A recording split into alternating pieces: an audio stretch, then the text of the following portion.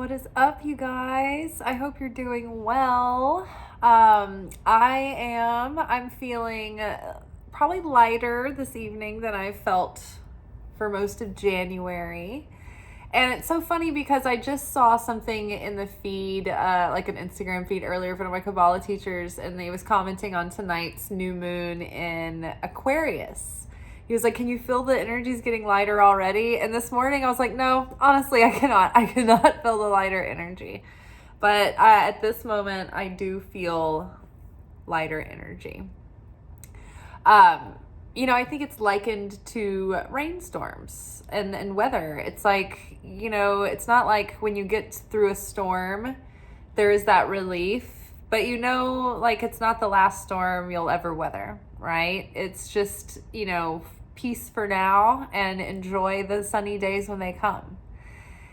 So I feel a little bit of hope. Whereas I was feeling pretty, not hopeless, but heavy, very heavy. Just feeling everything coming from everywhere. So it's feeling like I'm either adjusting or I'm calming down. So tomorrow I will record our new moon in Aquarius workshop. So you might be seeing this video on tomorrow. So I'm recording this late Wednesday night as we speak. But tomorrow on Thursday, I will do our new moon workshop and put that up for y'all tomorrow. I didn't want to force it tonight just to say it was on the day of. It doesn't matter. It's like the 3 days around the new moon. And also in new moons, you don't really want to manifest in the absolute darkness of the new moon. You want to leave that void and you want to wait until the light starts growing. So just after the new moon, so that the light is gradually starting to expand and become. And that's the wave you want to catch with your using and directing that energy in manifestation and transformation. So we will do that tomorrow and talk about our Aquarian new moon tomorrow. It does really feel like a full moon, and I heard somebody else say that, but it was interesting because I was doing my reading just before, and I was like, wow, this reading is definitely talking exactly about the Aquarius new moon, but it really it's like a full moon reading. So it's interesting, and you'll see what I'm saying in just a sec. So let's get into it. We have the vinegar card showing up first, followed by the sun's splendor, followed by the sun. So the sun showing up twice, the sun and the radiance of the sun.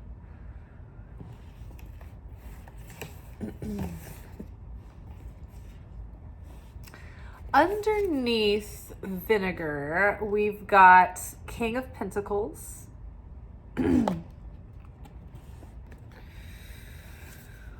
Underneath Sun's Splendor, we have the Emperor.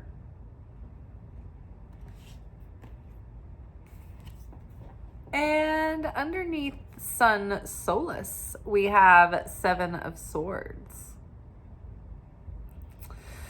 So this is interesting. So vinegar, I'm going to read the booklet because I feel like the booklet really points out the most important parts about the synchronicity of this vinegar card. But vinegar is really extreme. It's an extreme flavor. A little bit of it goes a really long way. It can add flavor, but it can also ruin something and completely overpower it. So there's so much like extreme energy going on right now and intensity, and it's like the volume everywhere has been just turned up suddenly all the way up to 11. So the King of Pentacles card here, like what I saw in this I mean, there's always so many layers to talk about, but as it applies to us, it's like we need to get our footing here. You know, we're in a precarious position, and we're kind of standing on pins and needles just as everything's playing out the way it is. You know, right now we're being just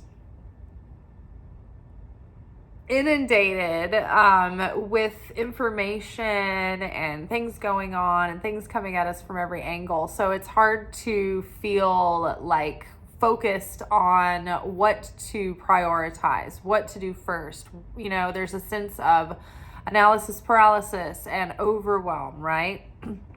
And so we need to get grounded and take sovereignty over our energy and our consciousness and our emotions and our perspective.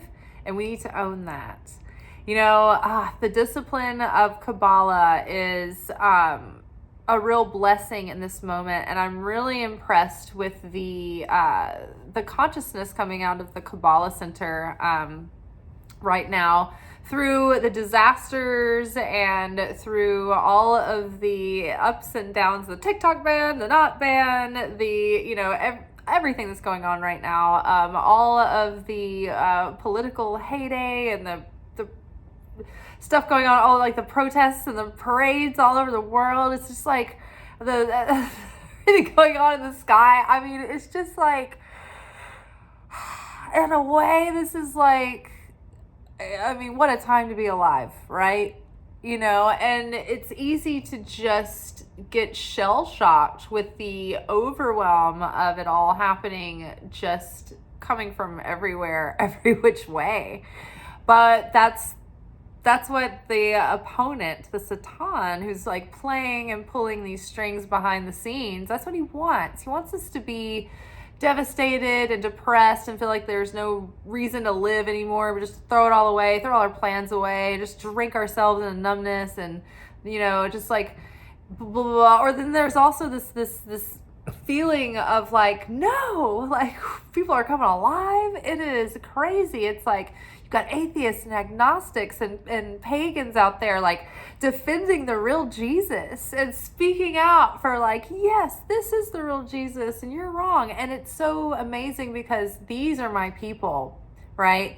I have been, I think, called to gather the sheep that were alienated and traumatized by the flock, right? And these sheep went out to the edge and they were alienated by the church. See, the thing is, they went over the edge, but they're real good at clinging to the rock. And that rock, that foundation, they know who the Christ really is. And they never stop believing in Jesus the Christ. They stopped believing in the church. And so there's so many like amazing things to take in right now too. So we need to focus our perspective in what we're seeing right now, because certainty beyond logic, beyond reason, shows us that God is in control and God has a plan. And what God allows, there's a reason in it. There's a purpose in that. And so it's a lot of it is out of our control. We show up and we do everything that we can to heal and correct and transmute from the inside, you know, first. And we do everything we can to be productive and take productive actions and get involved with things that are important to us and help people out and do acts of kindness and go extra, make the extra effort to be kind universally right now, because you never know when that kindness needs to land on a specific person for a specific reason, and they might associate it with something that you doing some little thing might break an assumption that they might have made that might make a pivotal difference in the choice they make someday. You never know. So nothing is too small, nothing is too big, right? And so in the midst of all of this, we need to see that and believe and hold on to the certainty, even with our fear and our confusion and feeling overwhelmed. This is how we calm down. This is how we find this groundedness. We realize that God is in control. And the more that we see and affirm that and keep proclaiming that, the more God starts to move through the situation for you. And no matter what's happening, you will have your own experience. You know, when you become, when you resonate with the Creator, like, you can flow through chaos without being in the chaos. You can be at peace. You can have flow. You can have blessing, you know. So it doesn't matter what's happening or what's going on around us. God can take care of us in any situation, first of all. Second, this new moon in Aquarius, I talked about this. I really liked the thing that I wrote for today, so that'll be in the description box below if you want to take a look. But I had this image come to my mind about, like, the way the feeling of this new moon does not feel like a dark new moon planting a seed. It feels like a big, bright exposure. But what it does feel like with the new moon, the darkness, it feels like in planting a seed in the coldest time of the year, when you have to start working your soil to prepare it for when it's warm enough to put the seeds down. It's like, you know, you take that spade and you haven't been gardening in a minute, and the ground has been hard and it's been cold and it's been frozen, and it's so jolting because you go in with that spade and the ground is so hard and unyielding, and you're just like, oh, like it, you know, and it kind of bucks you back. It's jolting, it's uncomfortable, it's hard. And you'd rather put it off, you know, like another day when it's warmer and misty and soft. But, you know, it's got to get done. So we've got to break up the soil so that it can aerate during its resting phase, right? So that comes springtime, when we do plant the soil or plant the seed, like, the soil's ready and it's rich and it's rested and it's gotten air. We need to breathe. We need to let the air breathe, right? So the soil has to be soft and prepared to take a seed and have it sprout and take root. So what's happening right now is it's very uncomfortable and it's very jolting and it feels hard and it feels extreme, and it's uncomfortable, it's terrifying, it's ugly, it's all this, like, disagreement and unpleasantness everywhere. But yet, on my day-to-day basis, I'm lucky, you know, Nashville is a very kind and friendly place. There's a lot of camaraderie here in Nashville. So I feel that people are feeling like they want to take care of one another. But in the midst of all of that, on the grander scale, it just feels so harsh everywhere. So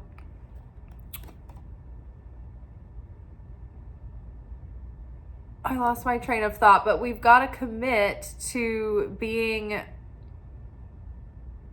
finding peace inside, knowing that God has got a plan and God is trying to reveal that's what I was getting at, all of the corruption and dishonesty and toxicity and disease and festering greed and darkness and all of the things that fall under what would be corrupted darkness and refuse, you know, things that are poisoning the system and turning people against one another and causing separation and causing division. All of this, you know, all of the things that hold up Egypt and cause everyone else to be in the bondage, right? All of this needs to be exposed. And look at it, it's been coming out over the past several years, but it's almost like this, like, grand finale of all of these things that have been festering beneath the surface, right? We've got that Seven of Swords here, you know, lies, deceit, cheating, you know, injustice, getting away with anything that you can, getting away with the most that you can, you know, cheating the system, all of it, it's coming out. And everyone around the world can see it. I mean, it's amazing to see the demonstrations and the protests and things all over the world right now. It's amazing. So, but it can all be very overwhelming. You don't need to get caught up in heightened excitement, whether it's fear based or getting all gung-ho and pumped up. And you need to be able to tune into your own guidance and sovereignty and not buy into groupthink. Keep your own individualism whilst finding people who share that your same cause and your same aims, and join them and become a help. You don't have to take everything on yourself, right? Now, at the same time, it's like we want to, instead of trying to fight people and manipulate them to think the way that we do, we have to honor their own freedom to go through their own process. And the thing about this country that we're trying to protect, that we love, is that we don't want to be tyrants. And we want to protect freedom and liberty and the Constitution. And in spirituality, it's like judge not lest you be judged, meaning as soon as you judge someone, you become that. Look at the extremes right now. The extremes have been going at groups of people with such fervor, and now they've become the very groups that they have built their whole lives going against. So this is extremism. This is that vinegar, when there's just too much vinegar. It's like a little bit of vinegar goes a long way. I think that when we are talking about balance and moderacy and everyone having reasonable, logical things to add, there's great aspects to all parties. Historically, I've voted for every party. I have always gone what I felt was right for my consciousness during that election. And so, I can see how everyone at their best all the parties at their best offer something of value. So that's why the beauty of this country is to have the system of checks and balances to perfect us into this unity and this kind of perfect blend where everyone is heard and everyone has a voice and everyone is provided for and everyone has their space and their platform. We have to allow people to believe and think and say what they want and have their own chance to live in prosperity without making sure that it doesn't bring harm to others. That's the catch. So, if I want my rights protected, that means I have to be tolerant of others as well, whether or not I like it or not. Otherwise, when we swing the pendulum in extreme ways, then we become the people who are like, no, you need to believe the way that I believe. And then you're doing the same thing to them. So instead of putting your energy outward like that in defense and attack and coercion, and go listen to the most recent podcast for To Be Magnetic. It's really good. It's talking in depth about these ideas. But it's instead do something productive to help the positive cause that you believe in. Do something productive instead of do something which Kabbalah teaches, like the proactive steps of proactive confrontation. And you have to ask yourself before you even bring something up with someone, like, do they have the vessel to receive this? Are they even going to hear you? Are they willing to hear you? Like, are you just speaking empty words because it's going to create chaos, because it's just going to create like defensiveness and more division? So in a way, it's like, pick your battles wisely. It's usually the people who are in between, who misunderstand or like weren't quite sure, didn't have a real sense of who they are when they made choices, that are more likely to have a transformative revelation. But they kind of come to it on their own, but we do what we can around, and so people can become educated and aware, and we all need to become educated and aware. So we are staying grounded, and we're staying balanced, and we are maintaining harmony and peace, and we're trying to become a human family that includes all the people of the world. We're not always that fond of all of our family, but they're family, so we need to start thinking of everyone on earth as one big human family, because we all share the same home, right? So staying grounded, being sovereign over our own thoughts and our perspective and our heart and our soul, right? Don't let that become soured by the sour notes in the air, because it's that sourness that the devil sows, that he wants us to start attacking one another. Because when we become divided, we lose our spiritual sovereignty as divine human beings. But when we are unified in love and have affinity with the light of the Creator, then that makes us powerful. That starts activating our super consciousness. That's when we get into that miracle zone, right? So I'll keep talking, and then at the end we'll read vinegar. Maybe we should just read vinegar now. So yeah, and so stay grounded, take care of your life, right? Don't check out. Stay on top of your goals. Stay on top of the things that you're creating and taking care of your house and your home and all of that. And we've got, it's interesting, the theater that is playing out right now. It's amazing, because on the one hand, on the physical material stage, we have this political epic, an opera right now, the likes of which are unique for sure. And then we also have this spiritual epic going on. And it is likened to the prophecies of Revelations. And so, God has all of this disruption and disturbance coming up to shine light on all the things that are left festering, that is the darkness.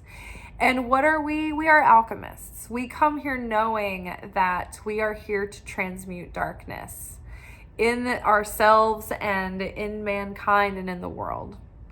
And so this is the assignment. We're in a group assignment right now. There is all of this darkness being presented there, and it's okay, here are all the problems of the world, revealed all at once. We need to start transmuting this. And as we know from the law of conservation of matter, matter cannot be created and nor destroyed. Everything has its place here, and this is what holds up reality. So it's if you try, it's we've seen in all other, countries that have had this problem, when there's one, not just this problem, but okay, if something is a weed and you cut off the weed at the surface, it's just going to grow back, right? If you have a evil king in a country that dies, their evil son is going to come up right behind them. You know what I mean? It's there's always something. When we get rid of one terrorist group, another one pops up, right? When we go after topical symptoms with topical creams, it's only temporary. We've got to get at the root of the heart, of the consciousness. We've got to really transform and transmute by an awakening that awakens someone's heart to the point that they see things differently and they feel differently. And so how do you do that? How do you get eternal results? You take eternal actions. And so Jesus Jesus the King, right? This is the sort of like stage that has to be set for people to reawaken and realize and get back in touch with their spirituality, to have a raising of the dead, a raising of the souls on a mass scale. And so this is one of those things where we're like praying for like, please, someone can save us like from this, all of these problems of the world. And this is what it was like when Jesus came the first time. They were like in dire straits. Everywhere that you look, there was terrible problems. People were suffering, and they prayed for Messiah, right? They prayed for Mashiach to come and end pain and suffering in the world. And Jesus did come, but he led a revolution of consciousness and of the mind and of the heart. But the things that he did were like these miracles, and they eternally changed everything, right? But he didn't do it by force. He did it by gentleness, by love, by compassion, by kindness. And he appealed to even the non-believers. They changed their hearts when they heard him talk, and they felt his energy and his sincerity and his strength and his power. And so right now, it's like we are all of a sudden reawakening to what that really is, because right now there's so much darkness that threatens the purity and the original goodness of so much that we thought was, that we built our foundations on. You know, the foundation of the rock. The wise man builds his house upon the rock. The foolish man builds his house upon the sand, and it's washed away. When the storm comes, it's blown over, right? But we build our faith, we build our values and our infrastructures and our systems upon what's true and what can be eternal, right? And so there are the Christian faith, the original Christian faith, has been hijacked, and it was weaponized at some point, you know, early in history. And it's gotten to this extreme degree that now there are reports that in some cases, in some extreme scenarios, that people are hackling their pastors when they're hearing like the Sermon on the Mount and Jesus's words to like be kind and you know, blessed are the meek and all of this stuff, and turn the other cheek and all of these things. It's like they've never heard it before. And they're yelling out like, who put this liberal BS in the Bible? And the pastors are like, this is actually the words of Jesus. And they're like, well, this is not going to work anymore, you know, and they're trying to claim that Jesus is weak. And so it's like, this is when you get to the point of you're seeing real examples of Antichrist coming out. Literally.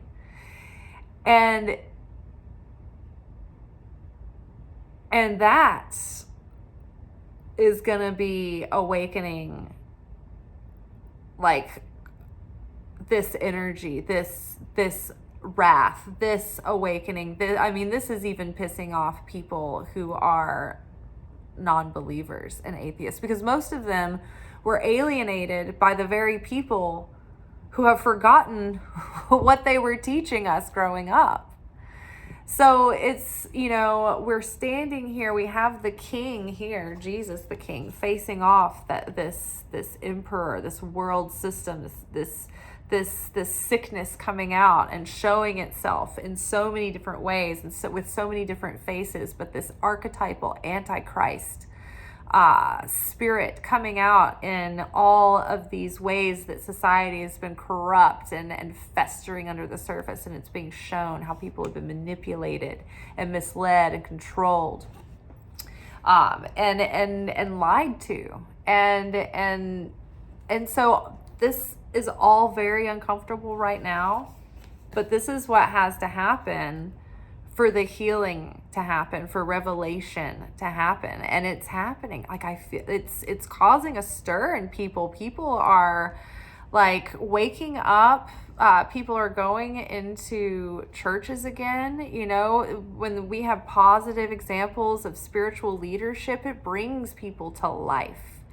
And they're going to see what it's about. And we have this soulless splendor here to tell us, like, look, this is This is a sour time right now, and there's a lot that feels very extreme and overwhelming about it. But in the end, there is going to be such a radiance of Christ consciousness revealed this in the second coming of this awakening and this understanding at the end of the age, at the end of the age of Pisces, at the beginning of the age of Aquarius. So we have the sun here again, double emphasis on the Son of God, right? And the light of the sun literally is like a physical representation of the light of the Creator. So we have the sun shining light and illuminating. Seven of Swords is a card that talks about lying, cheating, stealing, getting away with whatever someone can get, trying to get away with crime. Like it's thievery, it's dishonesty, it's illusion. It's not good. This is not good. And so it's like the sun is like blasting broad daylight. It's all coming out in broad daylight. Like it's not even like trying to be disguised or like, dressed up anymore. It's interesting times to live in for sure. And I know we're usually more focused on the personal journey, but all of this has been coming up like in a way that I feel like we would be fools not to be addressing. This is what we are here for. This is what we've been training for. So we can get through times like this together, using like these moments to listen to our spirit and the guidance we're given and what we're being shown about what's going on. So, this is a revolution of Christ consciousness coming out, and it's happening. I believe that this is not about like alienating people that aren't Christians. This is like the true Christ being shown to the world, and people are like, yes, we have to protect that, even if they weren't necessarily on that time, in that even if they don't necessarily weren't sharing those beliefs before. Like I said, like it's like atheists and agnostics and pagans alike are taking to the internet and being like, Jesus would not approve this. Like, this is the real Jesus, like kind, compassion, but also strong, and mighty, and can move mountains, and was there at the formation of creation. So I don't know. I think that, in tarot, we learn that strength comes from gentleness in the strength card. Okay, so the vinegar card. Acidity, distillation, memory. The tongue knows vinegar. Even the suggestion of receiving a few drops into the mouth reminds us of vinegar's sour and lip-puckering qualities. In alchemy, vinegar serves as an active agent of distillation, fermentation, and preservation. It is incredibly useful when applied in the right amounts and with intention. This said, it can be easily overused, overwhelming the situation at hand. When the vinegar card is present in a reading, it indicates a sour note permeates the laboratory. It is likely something from the past is showing up in the present and demanding our attention. Think about this. Historical events, history repeats itself, and it is definitely showing up right now, and it is demanding our attention, and it is creating a very sour note. And the whole point, the whole strategy behind it is that people will be overwhelmed and not know what to do. So get centered. Don't be overwhelmed. There are people who are already doing what you want to be doing. So find them and join up with them and help their cause. And there's things that you can do in any city you're in, even if it's just taking care of your own community,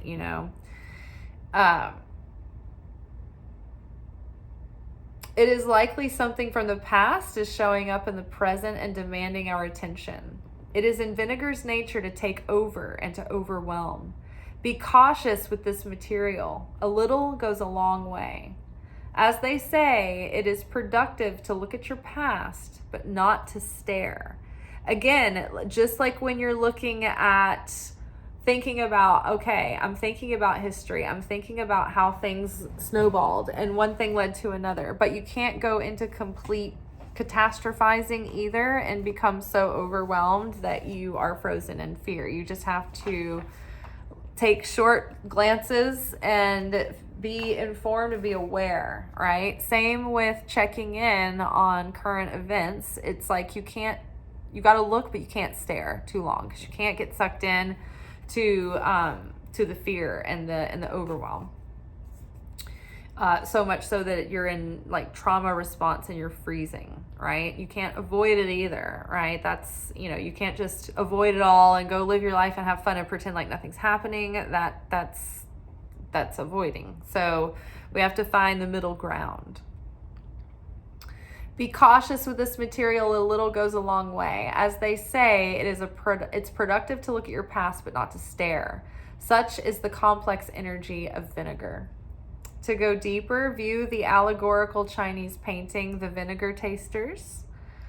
To ponder the wisdom of the tongue.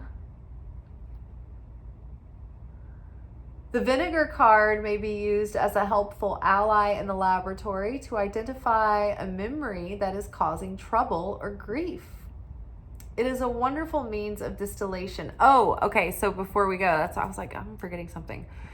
So Jesus taught us, how do we get people's hearts to change? We can't get people's hearts to change. It's up to them. They have free will. So how do we transform this darkness? Well, we put our hands to good work, but in the spiritual sense, we are told by Jesus to pray for our enemy.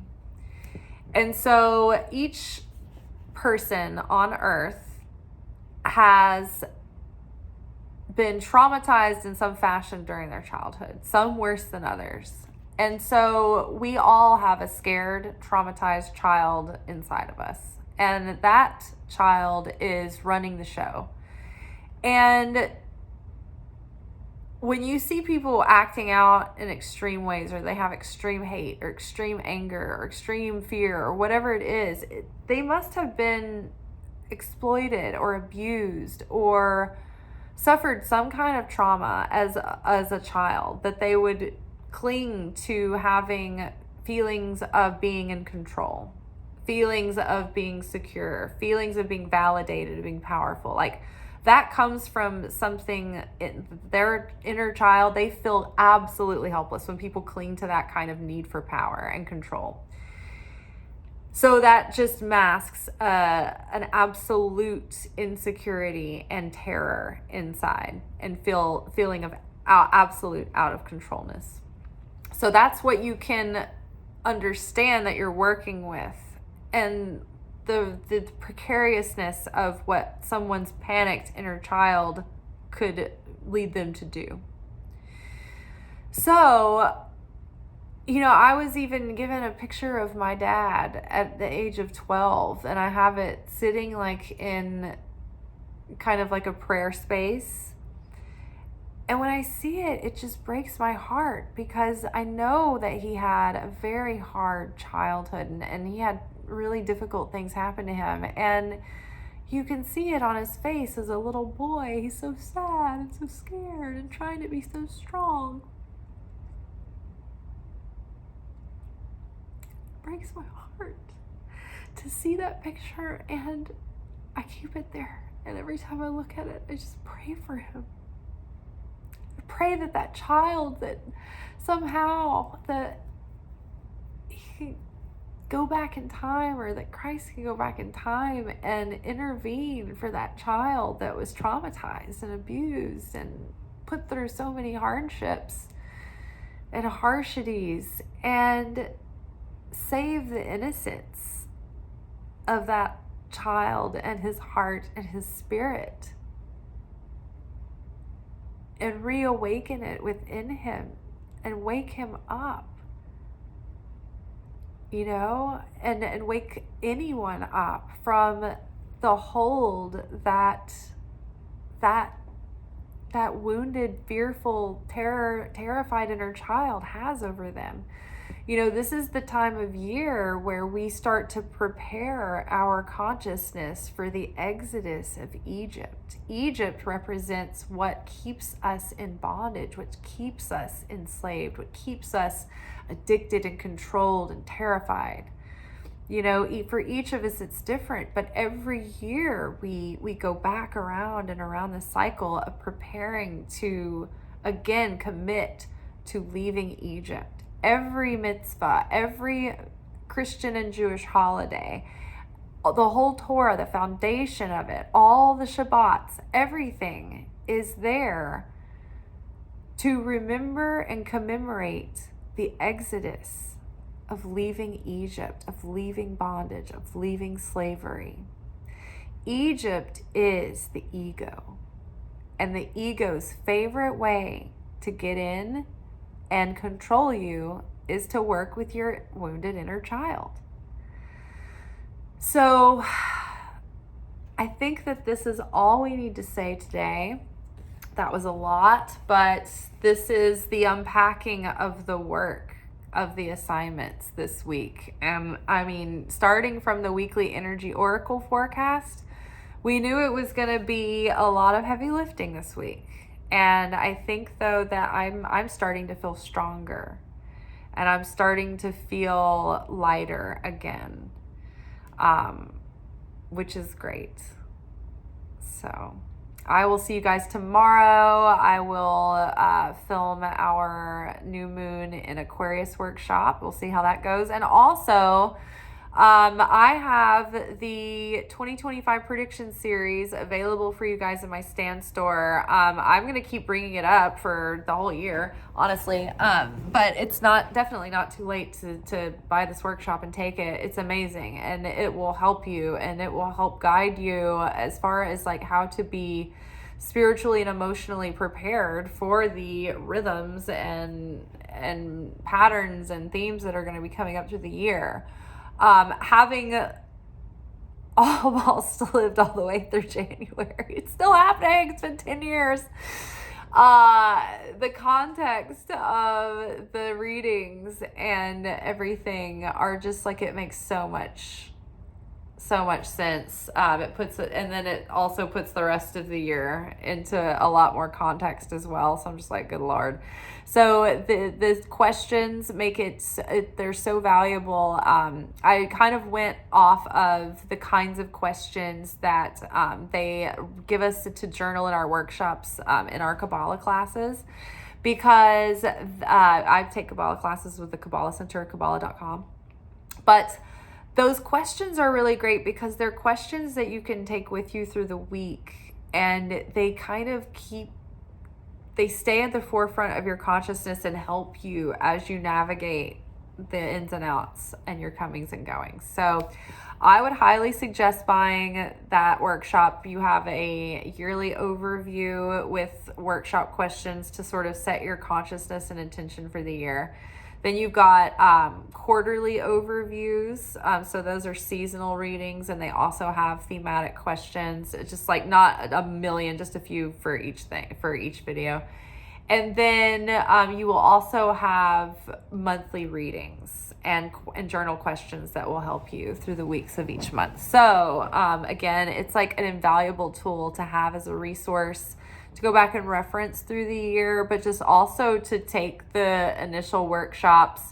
Kind of gives you some context about like the story arc of the year. If you could read like the year as like the outline for the script of a series television show, you'd get kind of a good idea of some basic major, scenes that are coming, right? So you can prepare for that, right? If you're gonna have a nude scene coming up, just kidding.